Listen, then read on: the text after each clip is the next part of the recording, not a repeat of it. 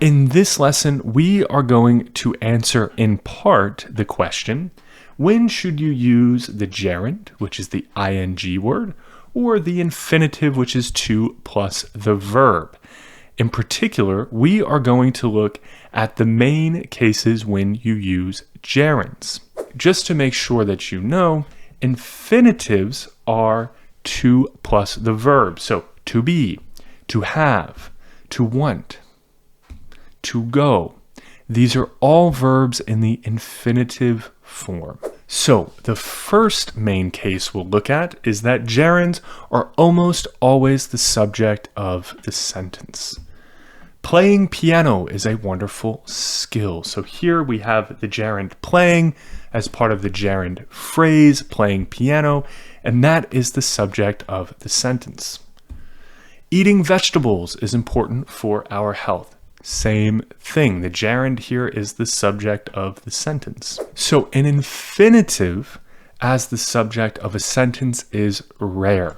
You can use it, but it sounds quite poetic. It sounds quite old. We don't use the infinitive as the subject anymore. So you can say, to play piano is a wonderful skill. Or to eat vegetables is important for our health. It is not grammatically incorrect. It just sounds a little weird. When you use the infinitive as the subject, you sound like Shakespeare. So this is William Shakespeare, the most famous writer in English perhaps, and he worked back in the 16th century, almost 500 years ago. And he has this famous line, to be or not to be, that is the question. So if you use the infinitive as the subject, you sound like Shakespeare.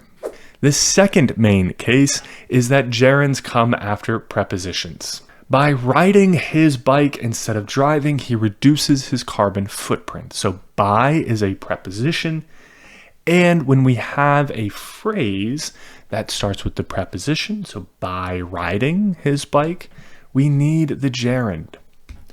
Before talking with his professor, she prepared some questions. Since moving to London, he has been much happier. Without sharing the patient's names, the doctor described some of his most difficult cases. So in all of these sentences, we have a preposition, and therefore we need to follow it with a gerund. Gerunds are also used with the verb to go when describing an activity.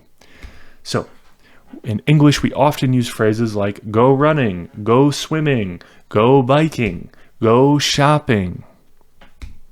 For example, I want to go biking in the park this weekend. So whenever you have to go, you need to use the gerund after when you are using to go to describe an activity. All right, here's a recap of the main cases in which you will use the gerund. First, gerunds are almost always the subject of the sentence. Gerunds come after prepositions, and gerunds are used with the verb to go when describing activities.